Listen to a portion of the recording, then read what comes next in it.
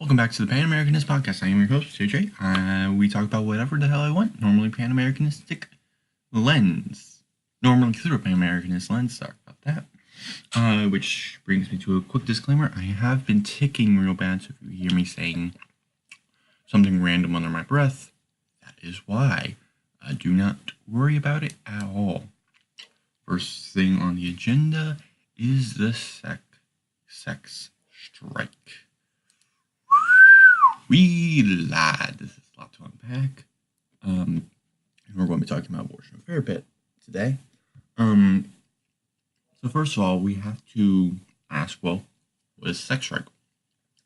This woman, who I've never heard of before in my life, I guess she's some activist, proposed doing a sex strike until they get, pro-choice criteria. And the issue with that is, a sex strike wouldn't work. Now, she linked to some other thing. I read it. I didn't really get it, but whatever. About how, sex strikes worked in the past. Well, the thing with this is that pro-life men are generally conservative and right-wing, which this is something I'm going to talk about later. There's degeneracy theory, which proposes certain degenerate acts, stuff like that. And sleeping around is a major degenerate act. So people on the right are very likely to believe in degeneracy theory. So they most likely will not be sleeping around and having one-night stands. So the thing of it is that normally pro-life men will normally actually look for a long-term committed relationship. So suddenly saying, we're going to do a sex strike, that means all you're going to do is affect mainly pro-choice men. And I've seen some go like, but you can still have sex with a woman, and which very much kind of rubs me the wrong way. Very much with how it was presented. I feel like there's a kind of a... It's from the group. I very much feel like the group of people who would rather everyone else be gay or bi are getting a bit too strong within the intersectional feminist community. Whatever, better than the turf taking over. But yeah, so pro-choice men now are going to be affected. And what's going to happen is that they might be like, wait, you think I'm a mindless, brainless sex zombie who only cares for you for sex? That's going to rub them the wrong way. So now, I can even tell you some pro-life groups I'm in have even seen an increase in membership. The sex strike is backfiring hard, but that is it's a trend, and this is something that I had predicted in my brain. Probably I didn't actually tweet it. Now I think about it. Heartbeat abortion. So a while ago, like last week, the governor of Georgia banned abortion after there is a heartbeat, except in the case of rape or danger to the mother, I believe. I might be wrong on that. Don't quote me on that. But then it gets to an issue though, because whether or not I support that is not the discussion right now. What it is discussion is that this is a trend with northern Democrat states pushing for less and less and less regulation on abortion. Southern and conservative states, Republican states, right-wing states, pushing for more and more and more. In which I always hated the old, you're for small government. You shouldn't be supporting pro-life. You should be pro-choice. If you actually think that, you do not understand what small government means. Small government doesn't mean they let you do whatever the hell you want. They let you do whatever the hell you want that's well within your rights. The thing of it is, your rights end where mine begin, and my rights end where yours begin. So I can't infringe on your rights at all. Nor can really anyone. unless, of course, you've infringed on someone's rights, then that's a crime, and then your rights can be infringed in order to pay retribution to the person you infringed or their family in serious cases. So, no, they believe everyone has the right to life. So, aborting a child in the womb is, infringing on their rights. They believe they have rights. And that's an argument. But I am disconcerted with how the heartbeat abortion movement is speeding up, and the pro-choice movement is speeding up too. I'm disconcerted by it. I'll be honest. I don't think this is a good thing because it shows us as becoming more and more divisive. And people who say we've been more divided, we're more divided than ever. No, we've been saying that for years. But now I think we're getting to a point where it's starting to get bad. I think now we're actually our division is starting to speed up. Whether that's because of Trump or because of just the system in place, it's up to you to decide. I haven't done enough research into it. I am starting to do research into it, so I can't say. It's up to you to make your decision. But I will say I am disconcerted. I am concerned by how everything seems to be speeding up. We are getting more and more radical by the day, and it's not good. I don't think this is good at all. And we'll get to speeding up a bit later, but let's go on to some topics before we get into even more serious stuff. The man, the myth, the legend, the absolute mad lad, Dirty. He is in an election right now, and for all I can do, I cannot find the results of this election. By the time you are listening to this, it's probably already been decided. It looks like he's going to win because Filipinos are absolute mad lads, and they hate drug dealers. He hates drug dealers. He's effectively a single issue guy who wants the Philippines to be at its best, effectively. And yeah, Dirty is just a mad lad. I love him to death, purely as he is a meme and nothing else. I don't like him on politics. I think he is just a meme. That's how I treat him. And yeah. Now to another thing. This happened a while ago, but I just now saw it, so I am going to talk about it. Andrew Yang. He made a statement during a rally saying that he would sorry, lost my train of thought. That he would, during the State of the Union, use PowerPoint against, I guess, James Mathis,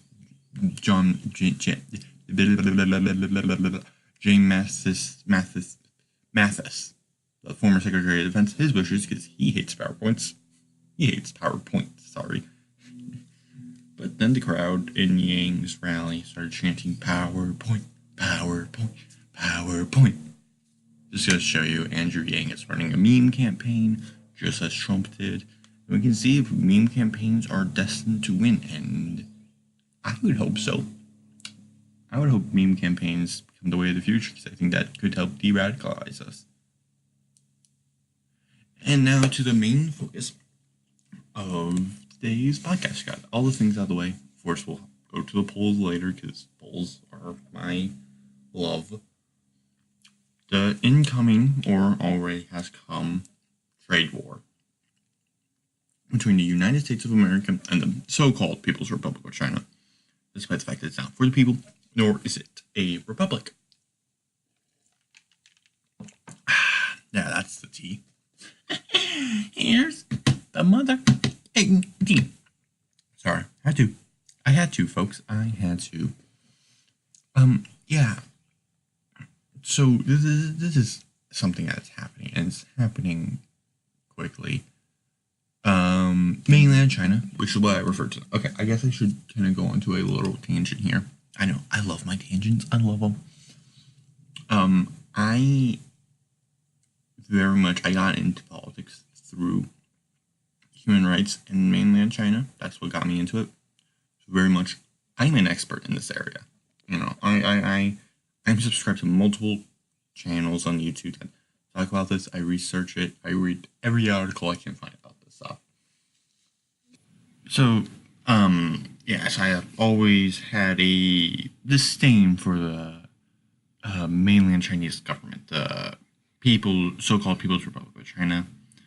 I personally recognize what most people call Taiwan as the rightful China. I recognize the Republic of China as the true China for many different reasons. If you want me to go into that, go ahead, tell me. I would. I'd love to. That would probably be a few hours. I'm moving my globe to East Asia. And the thing of it is I always believed we should free Tibet, kick out the Han, free Xinjiang, East Turkestan, that kind of area, free them. Maybe Manchuria, I'm not too sure. I need to do more research into Manchuria. But yeah, the human rights atrocities in mainland China are horrific and awful. And it is something that I think needs to be dealt with. And so this is one of the reasons why I'm kind of a war hawk with trade war. I am looking forward to it because I do see it as a possible collapse of the People's Republic of China. However, right now we are already getting hit hard. By we, I mean America. Right now, the Dow Jones, according to Google, is at a 6-month high. For 6 months, it's still at a high. 1 month, though, it is dramatically low. For 1 month, we are down 1.68%. That's a lot. We're still at, right now, we're at 25, 30, 73.2. 0.02, rather. And at one day, we are at a negative 0.75 low. This is pretty bad. It's not the worst. It's not the doomsday. Your savings are not going to go away. Your investment is not destroyed forever. No, this is probably actually a good thing, because normally with what I've seen throughout the Trump presidency, there will be a massive hit. Trump will do something and it will bounce back up because Trump is great with the stock market. And right now, let's actually go to CNN Politics. I know it's awful, which literally, I kid you not, they have this little thing. This is how they get so many views on YouTube. They will put an unrelated video all over the page. It's something about impeaching Trump. Which, let's be honest here, folks. Let's be honest here. This is how they're staying alive. They cram so much into one page. If they didn't do that, they'd be dead. So, Trump has already said that the Chinese will retaliate against U.S. farmers. President Trump, addressing new tariffs mainland China has imposed on some U.S. goods, said that the U.S. will allocate funds to help farmers, who he alleged mainland China is retaliating against. Oh, this is Trump. Should I do it? Should I do Trump impression? Let's do it. And out of the billions of that was terribly done. And out of the billions of dollars that we are taking in, a small portion of that will be going to our farmers, because China will be retaliating, probably to a certain extent, against our farmers. He said. Trump continued, we are going to take the highest year, the biggest purchase that China has made with our farmers, which is about 15 billion, and do something to reciprocate to our farmers, so our farmers can do well, and they'll be planting. They'll be able to sell for less. He later said, our farmers will be happy, the president said. He has also said that he will meet with Putin and Xi Jinping, the president. He's not a president, he's a dictator. Not a dictator. He's actually now the core leader. He is, what's a good way to put it? Effectively, he's the Führer of the Chinese Reich, except not as strong. It is the early day Fiora. So he's going to meet with Putin and Xi Jinping at G20.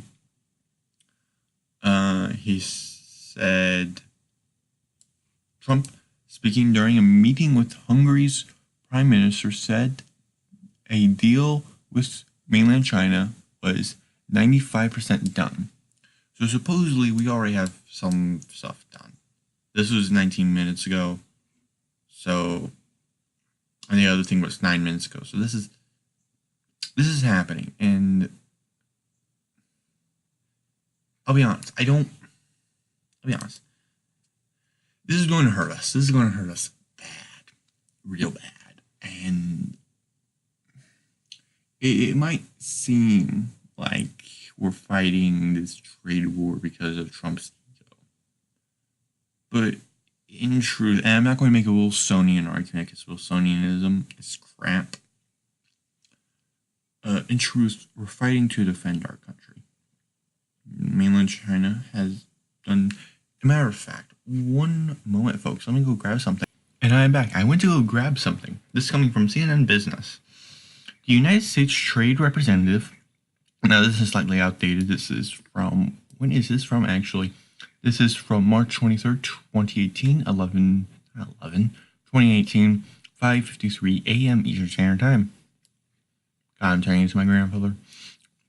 The United States Trade Representative, which led the 7-month investigation into mainland China's intellectual property theft, made recommendations to the Trump administration, found that Chinese theft of American intellectual property, IP, currently costs between $225 billion and $600 billion annually. This is billions and billions of dollars being funneled out of our economy. Now, I can get into more conspiracy theory stuff if you want me to. I have seen many conspiracy theories. And you know what? I'm going to go lightly into conspiracy theory. Like conspiracy theory time. I'll put on my Alex Jones helmet. So there's something that has been all but confirmed. It's kind of been confirmed, but it's kind of hard. Most people here and there are like, sorry about that. Had to grab my charger. So, conspiracy time. My Alex Jones helmet is on. So there's this organization, kind of a religious group known as Falun Gong or Falun Dafa. Some of you already know where I'm going with this. Some of you being me because I am the only one who listens to this. Falun Gong is more of a meditation practice rather than a religious practice. There's Christians that do it, and it's based in Buddhism, but you don't have to be Buddhist, but most Falun Dafa people are Buddhists. And it even was encouraged by the Chinese government. Until one man realized he needed more power. Not Xi Jinping, sorry about that. Dai Jinping, the former so-called president of the so-called People's Republic of China, realized that he wasn't very popular. He realized that he needed an enemy. And, well, he couldn't go up against Japan. Japan was guaranteed by the U.S. Well, USSR, now they're communists too, and that wouldn't be good, and besides they're already weak, and we don't want to end up allying with the Americans, because then we would have to undo years of brainwashing. No, he needed a domestic enemy, someone that the people could see him fighting, see him leading a revolution to help the people. Yes, he effectively declared a war against the Falun Dafa organization. He got many of them killed. He had many of them being beaten in the streets. Many of them were seized, arrested, kidnapped, made prisoners of conscience, which is effectively you committed a thought crime, and were sent away and their organs were harvested and used to support the need of organs, the deficit of organ donations in mainland China, as it's not a healthy place to live. So more people need organs than more people giving organs. So it all came crashing down hard. Like, hard. In many different reports that show this, and it's certainly caused a worldwide movement, and this is why I personally boycott Chinese goods, and this is what got me into politics in the first place.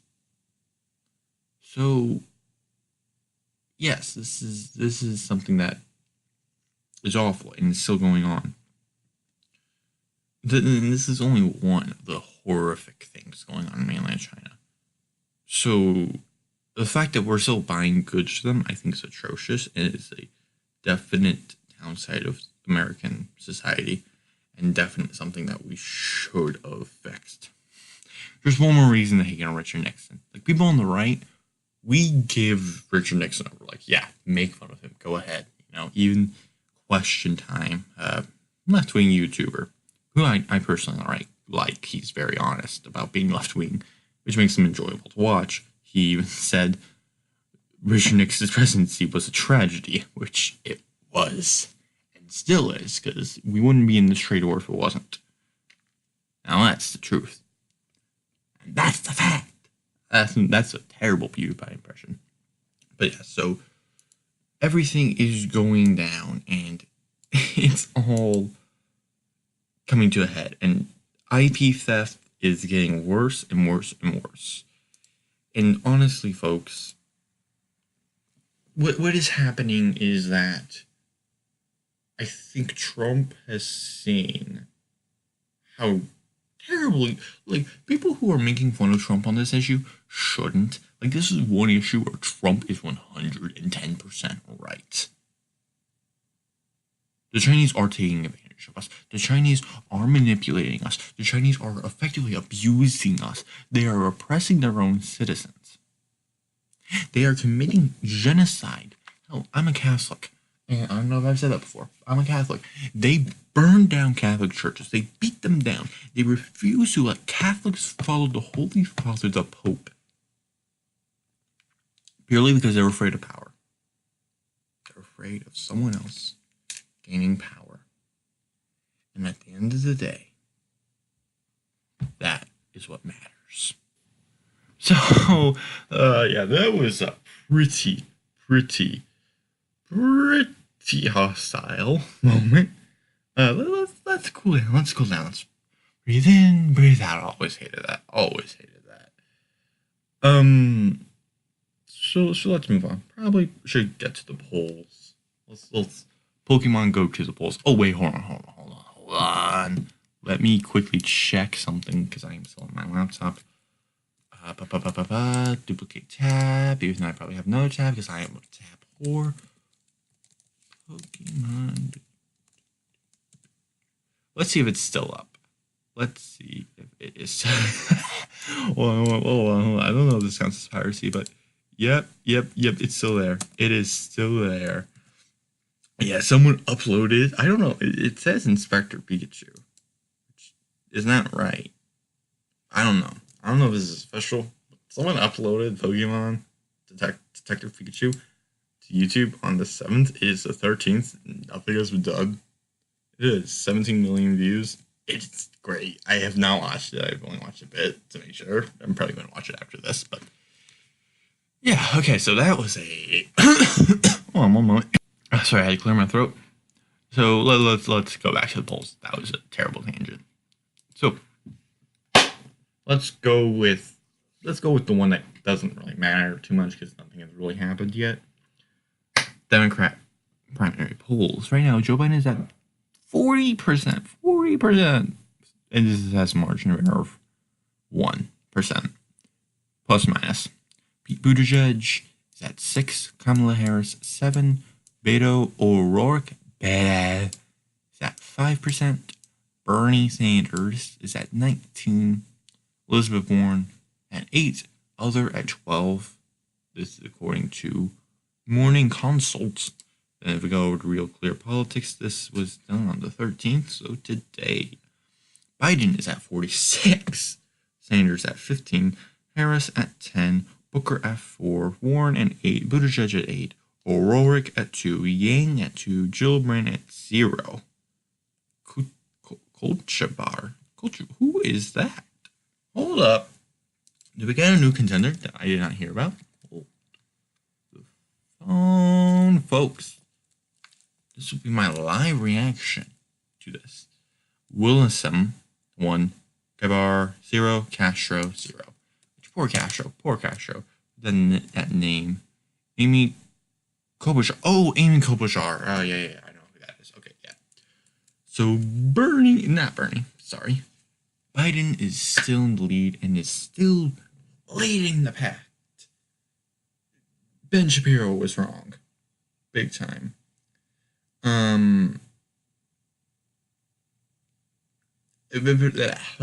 Sorry, I had to stop my text. Ben Shapiro was wrong. But no hate to old Ben. Old Ben. He's still young. He can't be president yet. Let me make sure about that. Yeah, if you can't tell, I did not take my medication today, so I am going at 110 miles per hour. Ben Shapiro, let's see, his age, he is 35. He can be president now. Oh, he was born in 1984. Ironic. Oh boy, that would get me in trouble if anyone listens to this. Yeah, so it looks like Biden might win, but Biden has been pushing left, which in the short term, it has definitely done well for him. But also, too, you could argue him pushing left has just made it to where everyone, making all smaller candidates lose support, fun all the time. But then the moment the debates start, well, then his supporters will see that he's not moderate, and then the moderate guy might join the race, be like, I'll take those votes. And then you just have a massive fight. Oh, and they have a link to the GOP primary polls. Let's see. Oh, this is great. Trump is at plus 50 for the polls against Romney. Of course. Trump's at 69. No one's going to be running against him. No one. Might be one or two, but meh. Now let's jump over to the much more consequential one. The big boy. Because it's happening this year, so we have to talk about it more. And definitely this might be actually something that can get me views, because people will actually be listening, watching, and looking up stuff. So the Canadian election. This is from the official poll trackers at CBC News. This was last updated the 7th of 2019 at 11, and not 11 again. At 1:16 p.m. Eastern Standard Time. Conservatives are at 36.2, down 0.5. Liberals are at 30, even 30, up 0.3. NDP is at 16, plus 0.2. Greens are at 9.3, have not changed. Bloc Québécois is at 4.7, down 0.1. PPC,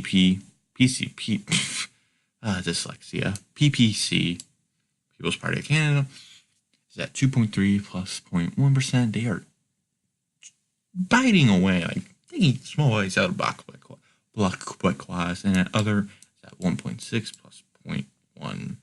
There's a 36% probability of Conservatives winning the majority, 35% probability of Conservatives winning the most seats, but not a majority, which would most likely mean they would have to form a coalition with some other party.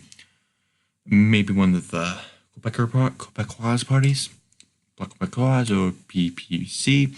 21% probability of the Liberals winning the most seats, but not a majority, and only 8% probability of the Liberals winning a majority. I don't see a second Trudeau term here. I'm not going to use my words. I'm not going to say that's 100% Trudeau is not winning. But right now, with how it looks, there would have to be something major to shift Canadian politics back towards the left, because right now the right is winning because of the Leviathan scandal. There has to be something major for the liberals to take power. And if not, well, looks like Prime Minister Andrew Scheer is coming, and would he be good for Pan-Americanism? Let's ask that, because this is the Pan-Americanist podcast. Would he be good in uniting our nation, uniting America and Canada? Not America, Canada, United States and Canada, because we're both America. I say yes, but there's also a good chance that he could unify Canada and form some kind of Canadian identity that could help Canada become its own nation once more. And if that were to happen, then Pan-Americanism would be defunct. I would denounce Pan-Americanism, because Pan-Americanism would no longer be needed, because America would be whole. But I don't see that happening. I see it much more likely that Andrew Scheer would probably help it kind of gain momentum, because push Canada more rightwards, and Pan-Americanism is definitely going to be right-wing, because,